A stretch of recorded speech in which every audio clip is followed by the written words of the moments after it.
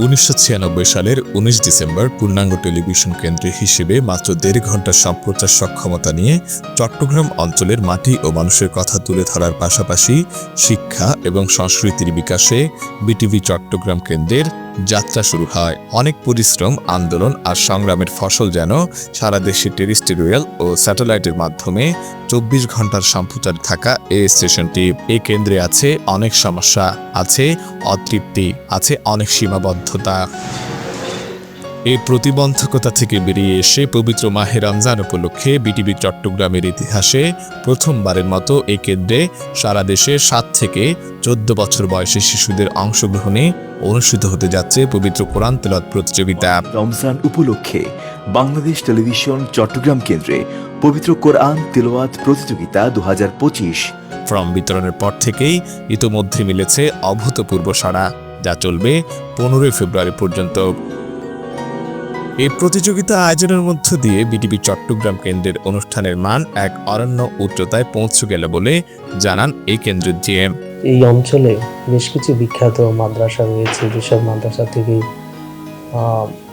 দিনের আমরা যাদেরকে তাজ বলি, কোরআনের তাজ, আমাদের হাফিজ সাহেবরা বের হচ্ছেন অনেক মাদ্রাসা থেকে। এই কোরআনকে হৃদয়ঙ্গম করে এই কোরআনের পাখিগুলো তারা বড় আলেম হবেন, তারা বড় কোরআনের কবি হবেন, কোরআনের পাখি হবেন। সেই গুরুত্বপূর্ণ নৈতিক দায়িত্ব থেকে বাংলাদেশ টেলিভিশন চট্টগ্রামে আয়োজনটা করেছে।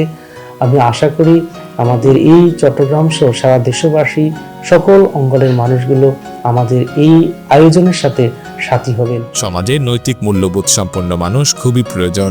পবিত্র কোরআন তেলাওয়াত প্রতিযোগিতা ক্ষেত্রে অনেক বেশি সহায়ক ভূমিকা পালন করতে পারে বলে জানান এই কর্মকর্তা। নৈতিক জ্ঞান সম্পন্ন মানুষের অভাব, সুবোধ মানুষের অভাব, দিনী এবং কল্যাণের যে কামী মানুষের অভাব লক্ষ্য করছি। সেই সমাজের যে অবক্ষয়, অনৈতিকতা, যে অভাবের মাঝখান দিয়ে আমরা যেন এই প্রতিযোগিতার মধ্য দিয়ে যেই ছাত্রছাত্রীগুলো অংশগ্রহণ করতে পারবে বা যারা পারবে না, সবার মাঝে এই বোধটা যেন সৃষ্টি হয়। অনুষ্ঠানটি প্রযোজনার দায়িত্ব পেয়েছেন প্রযোজক ইলন সফির ও উম্মে হাবিবা দিনা। চট্টগ্রাম ছাড়াও দেশের বিভিন্ন জেলা থেকে প্রচুর আবেদন পড়ছে। দেশবরেণ্য আলেম ওলামারা প্রতিযোগিতার বিচারক হিসেবে দায়িত্ব পালন করবেন।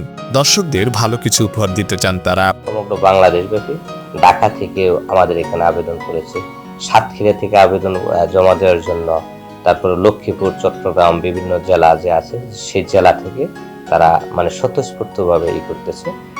আর এটা বাংলাদেশ টেলিভিশন চট্টগ্রাম কেন্দ্রের প্রথম, এবং ধর্মীয় দিক থেকে যেহেতু বাংলাদেশ একটি মুসলিম প্রধান কান্ট্রি, মানুষের মধ্যে তাদের সেই চিন্তা চেতনা এবং আবেগ অনুভূতির একটা কাজ আছে, এবং আমরা রমজানকে সেভাবেই ধারণ করার চেষ্টা করি।